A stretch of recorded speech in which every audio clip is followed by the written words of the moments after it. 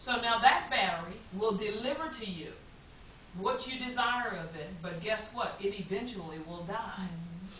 But it is created really to be recharged. So when we think about power, put it in a perspective that all of us are rechargeable.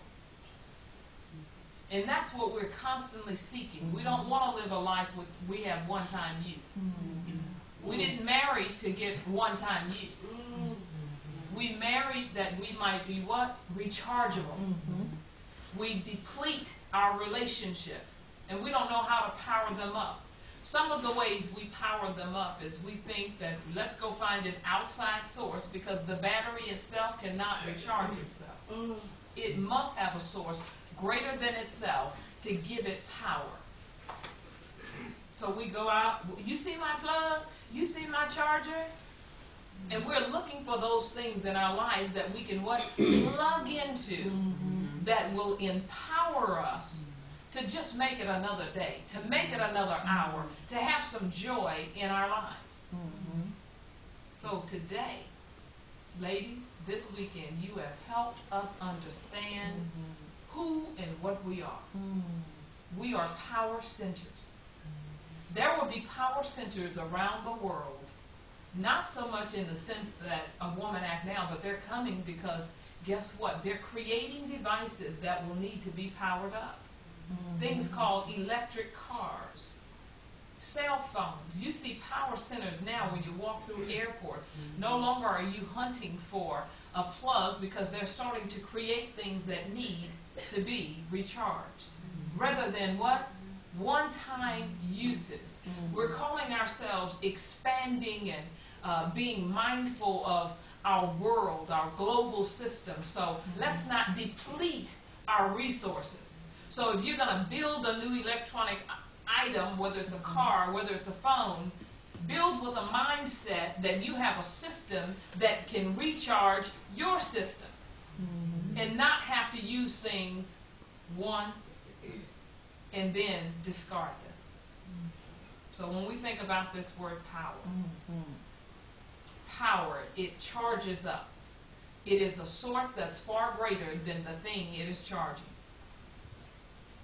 Now, I'm going to tell you about those 4 things because I know you on the tip of your toes to hear them.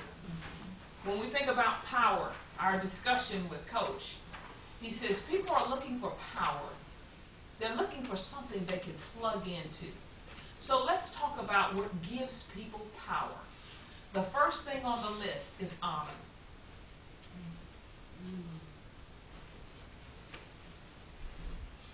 Just taste that for a minute. Honor. It's at the highest anywhere in the country. You have any royalty. What's at the top of the list? That will get you discarded. It will get you killed. It will get you excommunicated from your family if you what? Dishonor. Think of anything else that you might think about when you think of honor. Honor, respect. Trust, high respect. High respect.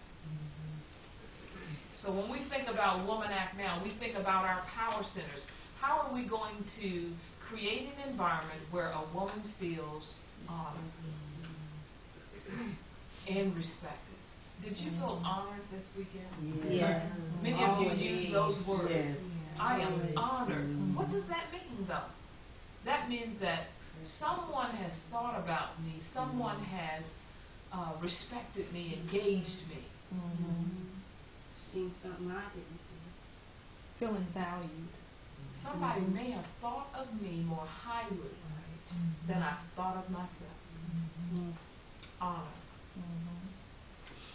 So when we think about what will the atmosphere and the environment be when 3 women come together, when we have a power connector, what will be her responsibility? We have to think of a way to honor this woman. No matter who she is, where she comes from, how will she know that she is honored? What will be our practice because this is what gives people power. When you think about relationships, and most of us are married here, most people